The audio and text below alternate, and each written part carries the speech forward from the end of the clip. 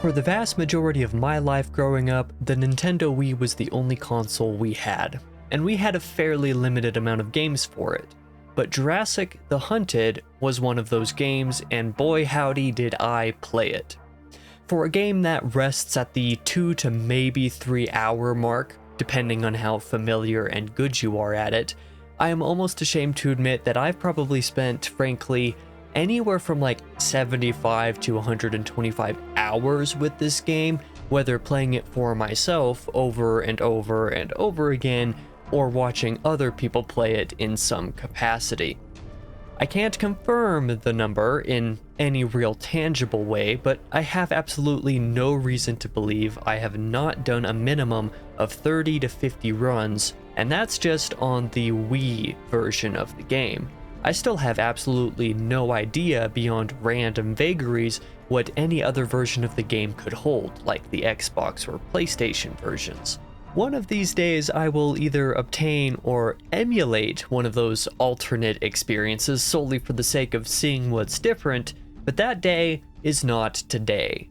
Instead, today is the day that I try to explain, probably pretty horrifically, just how bad the Nintendo Wii port of Jurassic the Hunted is, while also conveying why I love it so much in spite of that. I doubt my abilities in achieving the latter goal, but the former will probably be pretty easy. Easy because Jurassic the Hunted is truly not a great game. But like, why do I need it to be great? It's a dumb FPS dino shooter, what more could I possibly want? The answer? Not much actually. That's why I love it. Is in no condition to endanger himself. What are you talking about? Rock's 6'3" of pure Navy SEAL. I'd say that's a pretty good sign. Brace ya.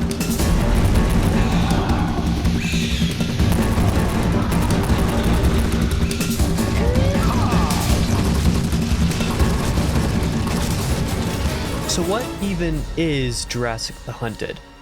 The conceit is that you're part of a hired crew under some gal named Dr. Sayris who's searching for her father, another Dr. Sayris, who disappeared in the Bermuda Triangle.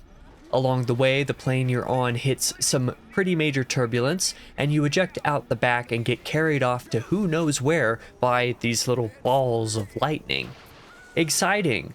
So you wake up on an island being investigated by dinos, and that's all she wrote. Your job is to survive and find out what the heck even happened. So cool, that's a pretty simple conceit, and it works for such a short game. The bonus inherent to the brevity of the title is that I have basically nothing to complain about when it comes to the story from there.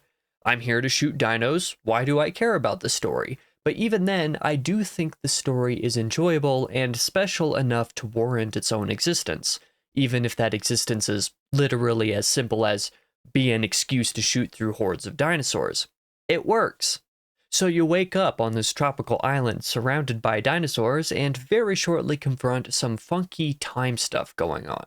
The pilot of your plane is dead, but he's not just dead, he's a skeleton. Full-blown, been out here for at least several years level of skeleton. That's mildly concerning, yet intriguing. Moving on, you begin to hear what sounds like electrical shocks and the like when you encounter some of your first dinos, and it turns out that these velociraptors are coming from and disappearing into them. Somehow. Well, that's exceptionally strange. Let's call these balls of electricity, or whatever the heck, vortexes. Partway into our existence, a particular vortex storm somehow allows for us to temporarily communicate with our buddy who jumped off the plane just before us. There's a lot of interference, but we get a general direction to go. Sounds good, I think we'll do just that. The general plot of the game continues in equally simple fashion. Continue on, following who the hell knows. Seriously, these campfires I don't think ever get confirmed to be from a specific person, and getting more ideas as to where our buddy is with the original Dr. Sayris who got lost decades ago. Find and defend old abandoned forts along the way, travel basically up and over a volcano for some reason, and end up going through convenient little vortexes that land us right at the front door of the fort that Dr. Sayris and Rock, our buddy, are camped at. But wait a minute, Rock is like so much older. a few decades older even. You remember that funky time stuff going on from the intro? Well, this is where that starts to rear its head in a more tangible manner. Not only do these vortexes move you around in space, they move you around in time. Very obviously, because we ended up on an island full of dinosaurs. For some reason, we all happened to land within the approximate same time frame. Maybe just a few decades off it seems, but yeah, there's definitely some funny stuff going on there. It's kind of weird, but I'm into it. Although it would have been nice having a partner for a couple of the missions, it's also kind of cool for Rock's difference in age to make sense in some capacity. Nonetheless, this is where you get your exposition dump of what's going on in the game. Although, can it really be considered exposition when it's like halfway through the game? And furthermore, is halfway through even a fair metric when the game is only a few hours long in the first place? In either case, said exposition reveals to us why things work the way they do, sort of, and it essentially boils down to some gimmicky tropes which open us up to some MacGuffin chasing, and at least those are interesting enough. In short, the stereotypical Nazis stereotypically experimented with sciences and powers they did not understand by building a TVE, or a temporal vortex engine, that accidentally sent them back in time to when dinosaurs were around. The Bermuda Triangle happens also to be able to do the same thing accidentally, thus technically explaining all the weird disappearances that supposedly occur around the Bermuda Triangle. So our task is to get this old Nazi hardware so that we can purposely send ourselves back to the world that we're familiar with. On our way out there, and more specifically on our way back, we randomly come across Dr. Saris's daughter. We explain to her what we're doing and get her back to camp, fighting off Spike in the meantime, the Spinosaurus that's been hunting Sabrina. And don't ask how she's alive, I genuinely have no idea. Returning to the fort, it turns out that the battery in the TVE doesn't work, but conveniently there's a sci-fi ship from the future that's recently crash-landed around the place with a futuristic MacGuffin and epic shotgun that we can steal, so we go and fetch that so that we can use it to power up the TVE. Dr. Saris gets the TVE working with the new battery while we fend Spike off once again, escaping just in the nick of time. And then Dr. Saris and Rock show up as well with a not actually dead Spike who leaves the story unresolved in the final cutscene. I don't love the ending, but the rest of the story to me is perfectly serviceable for what it is. You want to fight dinos, but we're also going to turn it into another what were the Nazis doing with this fascinating technology type of stunt, and also include a cool futurism idea too. Not much really happens with some of those ideas, but again, the story of this game is shorter than what you need even for a feature-length film, so I cut it some slack. It's also kind of just charming, The exact mechanics of the vortexes are kind of whatever, but they allow for an interesting halfway interactive element while playing that works for me. Can't really say much for it per se, but I've never hated this story. Like, the writing isn't great, but the deliveries are perfect B-movie camp. The characters themselves are also mostly whatever, but they are memorably distinct, which does a lot for the game as a whole. Though I was mostly just here for the dinos, the story kind of became nostalgia fodder for me by accident. But for whatever criticisms I have of the story writing, despite the charm I also feel those aspects have, the gameplay is something else. The gameplay is actually mostly foundationally good, brought down primarily by performance issues and control jank and general inconsistencies.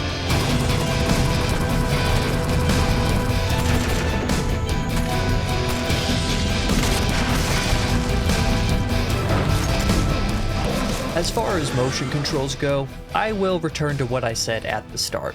The Wii, and later Wii U, was basically the only console I had any significant access to until like 2019, with merely a brief couple year stint somewhere in the early 2010s with an Xbox 360 somewhere. But that thing didn't live very long. Anyway, the motion controls, insofar as the games I knew of used them, were essentially always cool to me with the Wii. They weren't just gimmicky, they weren't just silly, I actually enjoyed them. Jurassic the Hunted is obviously an example of a game where I like the utilization. You use the remote to aim. awesome. I think that's really immersive. Now, it is super janky, don't get me wrong, but at least in the footage you're seeing here, I'm 98% sure that's because of the third-party controller I used more than anything. On the family's console with the first-party remotes, I don't recall them being anywhere near this finicky, and I literally played this game for the last time like 2 years ago, so my memory's pretty fresh on that. There's really not much more going on with the actual controls than that, to be honest. The fact that the Wii Nunchuck analog stick can't click in means the double tap forward to sprint controls can be a little bit hit or miss, but that's usually not that much of a problem. The fact of flicking the nunchuck as a control is cool in concept to be able to throw grenades in this game, but again, I return to my point about the brand of controller. This was rarely that much of an issue with first-party controllers. You had to be careful where you were aiming and the way you flicked the nunchuck so you didn't just throw a grenade on the ground right in front of you, but it's a fun idea overall. It works well enough. Unfortunately, I can't say the same for the third-party controllers that I used for this recent playthrough, which would very often somehow trigger a grenade throw solely by my double tapping the analog stick to sprint. The bright side is I basically never use grenades in this game anyway, except for like one single time it is required in level 3 when you pick them up, so I was never bothered by this except that I was forced to chuck all my grenades as carefully as possible when I picked them up on this run, or else I was inevitably dying on accident, like in the forward holdout sections. Level 3's was the notable one here. In the end, I like the motion-based gimmick, and I'm very familiar with how controls tend to be organized in Wii games at this point anyway. If you're a boo, motion controls bad kind of person, sorry, I like motion controls, and I like them in this game when I'm using first-party controllers. Anyway, that's the controls. What about the actual gameplay? Like I said before, it's also good. It's generic FPS stuff with your targets being dinos and with the aiming sometimes being pretty hit or miss based on the motion controls, but that's basically everything there is to it. You point at the thing, you pull the trigger, the thing dies. Theoretically. There's not a ton of variety in the game, which is understandable given it's a 2 to 3 hour game, but where there should be variety, I'd say it works pretty well. On the lack of variety point, weapon and enemy variety is pretty unfortunate. There's only like 3 major dinos that you'll spend the vast majority of your time fighting, plus 3 more that make relatively more rare appearances, and 2 boss dinos, one of which you face twice, and the other being, well, it's kind of a disappointment, but we'll get there. The first major enemy is the Velociraptor. They're the easy little guys that teach you how to fight. Then you become familiar with Deinonychus near the end of level 1, and these are your main enemies throughout. Level 2 introduces us to mounted defense gameplay against a horde of Velociraptors and a couple pterosaurs. Then you soon encounter your first Dilophosaurs, which unfortunately are pretty underutilized outside of levels 2 and 5. I mean, they're basically the only reason one particular portion of level 5 even works. At the end of level 2, you come up against a Utah Raptor, a sort of mini-boss type enemy, which you also encounter in level 5. 2 of them, to be exact, plus in level 13, where you fight 2 pairs of 2 of them for some reason. Would have been nice to have another mini-boss or something here. Anyway, you remember the Deinonychus. Hope you like it, because level 3 adds a green variant, which by all accounts seems to have more HP? I mean, I really have no idea how HP works in this game. The wiki says there's no gameplay difference between the 2 variants, but I've always felt like the green ones are less consistent in time to kill for some reason. And speaking of the wiki, I learned at the moment of writing this very paragraph that apparently the Xbox 360 version of the game has a purple Deinonychus variant. That's cool, I guess. I'm definitely going to emulate that version of the game here at some point now, if only to see this, you know, for fits and giggles. I mentioned pterosaurs earlier, though, back in level 2 with a mounted weapon holdout section. Well, they continue to be a factor in a couple primary set pieces of the game, but otherwise don't really make much difference. I mean, one will try to swoop you now and again in a couple scripted spots, but that's about it. Level 7 has a ton of them, but dispatching them early lets you get by the rest pretty much unscathed, assuming the game doesn't bug out and break the hit registration on them during the bridge crossing sequence, like it frequently does for me. But otherwise, the main time I recall them being an actual gameplay factor is during the T-Rex boss fight, if you would even call it that. You see, there's a set piece where you fight not one, but two T-Rexes from a mounted machine gun in level 8. They're pushovers. Nothing really interesting happens. Heck, the most dangerous part of the battle is the pterosaurs that you have to spend a ton of time dispatching in between rounds with the dinos. Disappointing fight, but hey, at least there's a T-Rex fight, right? Right? Anyway, there's literally no other hostile dinosaurs to fight besides Spike. At least his main boss fight is interesting and challenging, to some degree anyway. You run around the arena while avoiding taking hits, obviously, and deal damage along his torso wounds for extra damage. And if you get picked up, like I did not during this previous run, pull out a high DPS and quick reload weapon to deal a lot of damage quickly to said weak point to make him drop you. There's not really anything more to it, but it's a fun fight. Highlight of the game every time, for sure. As for friendly dinos, well, unfortunately, there's nothing really here. You see a dead Triceratops once, you see a Brachiosaurus eat off a tree once, and you get run down by a pack of Pachycephalosauruses if you aren't careful. Haha, get it? Pack of Pachycephalosauruses. The point is, there's not much more variety than that. It works for the short length of the game, but that's all for dinos. Hope you like giant scorpions, though. There's a whole level where you retrieve the TVE, and that cave is full of nearly exclusively these guys. They're alright. I appreciate the sort of act-on variety that these allow for, and the essential forcing of using shotguns for efficiency against them, but they're not that interesting in the end. The wiki tells me trilobites are a creature from the game, or rather a creature cut from the game, so maybe it would have been nice to have some variety in the bugs, but oh well, it is what it is. Weapon variety is fortunately a bit better, but even then there's a particular loadout that I always run with, and where unless you really want to challenge yourself, I would assume you will likely always go to as well. Your first weapon is a .45 caliber handgun. It's fine, sometimes a bit cumbersome to work with on the Wii controls, especially given the relatively limited 8-round magazine, which is standard for the weapon, but not the greatest for a game with handfuls of dinos running right at you. The 30-06 you pick up next is good though. Fully automatic and more powerful as a rifle, this is primarily what you'll be using for a good little while.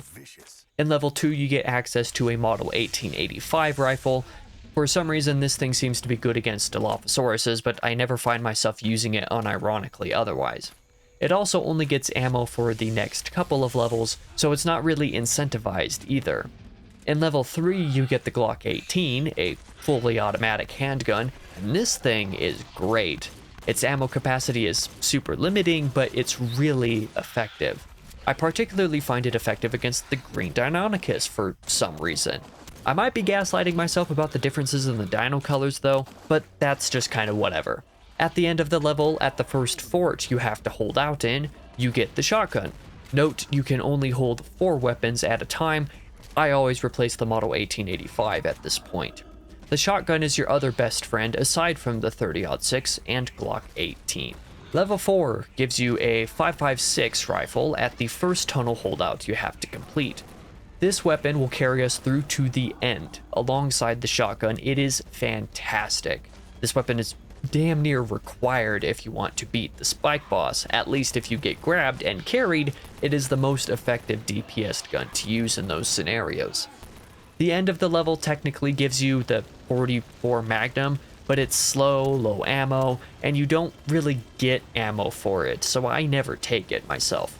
Level 5 doesn't give you anything good, but it does support ammo for a surprising variety of other guns. It does provide the black powder rifle, which is fun, but you should literally only use it to kill a couple extra Dilophosaurus enemies for the gimmick, as there never again appears ammo for the rifle unless you want to rely on ammo boxes for some reason. And given that it only holds one shot and obviously has a long reload time on account of being a black powder rifle, well, yeah, it's not very useful. Level 6 provides an explosive crossbow, but the repeated issue with the interesting weapons remains. Lack of ammo support makes it pretty useless outside of this one encounter where you find it. It's not really worth wasting a slot on when you have a 5.56 and a shotgun that can just take everything down. Level 7 gives you the 44 Magnum again, so I use it to kill as many of the pterosaurs as I can, but that's all I use it for. The real good find here is actually the LMG, which becomes our final main alongside the shotgun and 5.56. The only limiting factor on the LMG is obviously the reload time, but the sheer belt capacity makes it a must for Spike, for me. At this point, we've seen essentially every weapon of the game. The short level before actually fighting Spike allows us to optionally follow the Pachycephalosaur herd to find an RPG, and this actually replaces the Glock 18 in my rotation, because it is, alongside the LMG, great against Spike. Now we have the rotation. This is the set of guns I use in every single run from this point on.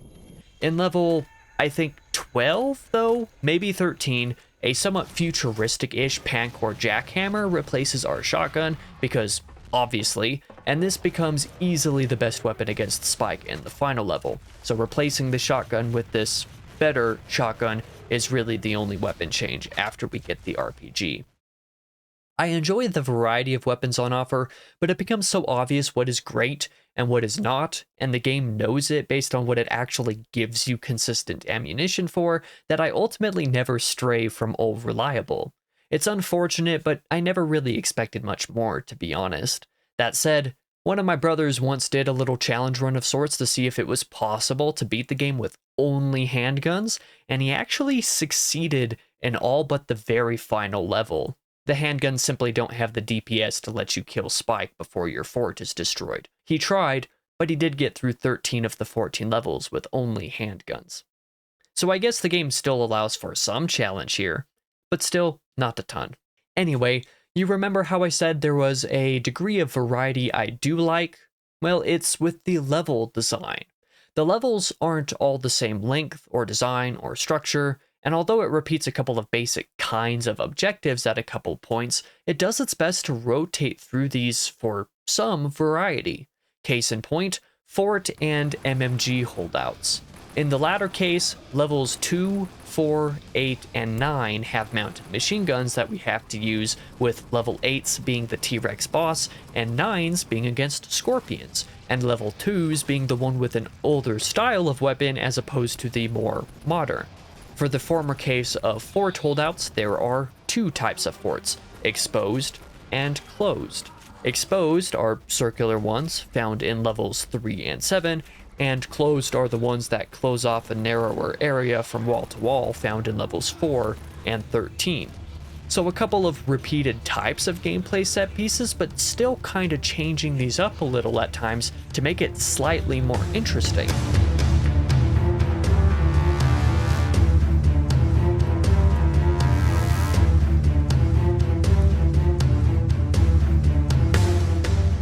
In the end, it's mostly just unfortunate that my memory of the game comes with the blemishes of the Nintendo Wii performance. I said I want to play the 360 version of Jurassic the Hunted to see Purple Deinonychus, but I also just kinda want to play it for a little bit of better performance. The frame drops in various places, especially a couple Pale Velociraptor encounters in level 8 and level 13, I believe, and asset pop-in in general are both pretty bad. General resolution and visual clarity is pretty scuffed, and there are moments of crashes or other similar major bugs at times as well. The cutscene before fighting Spike the first time will occasionally straight up crash like it did in my Let's Play, which requires me to completely reset my Wii. So, dinosaurs, huh? Oh no. It's crashing. Level 7, as I mentioned, will also make the pterosaurs invincible much of the time beyond a certain portion of the level, for absolutely no reason that I can determine outside of the fact that I just kill a lot of them ahead of time, but I don't understand why that would cause that bug. character hitboxes when dinos run at you, and with the environment sometimes, can be incredibly odd and silly as well, and that says nothing of how inconsistent the amount of hits a dino can take sometimes is, such as Deinonychus going down in like a couple bullets in places, effectively no different from where I shoot any of the others that take a whole magazine. It's just kind of weird and inconsistent. But none of it is enough to make me dislike Jurassic the Hunted. It's not a good game, but I also just love it so very much. I have played this at least a couple dozen times and watched brothers play it another dozen times on top of it, and I should really get a better version of the game so I can play a non-scuffed Wii port.